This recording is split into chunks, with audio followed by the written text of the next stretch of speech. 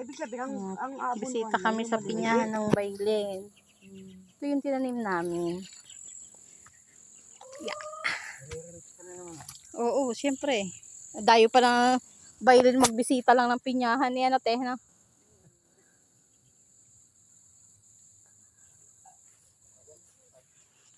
Ganda nga. Wala bang kabutihan dito, te? Nakabuti kami na nakaraan. Nakakuha ka naman.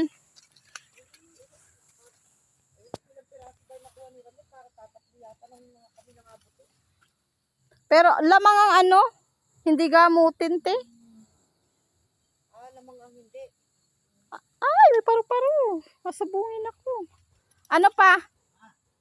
Lamang ang hindi gamutin, ano?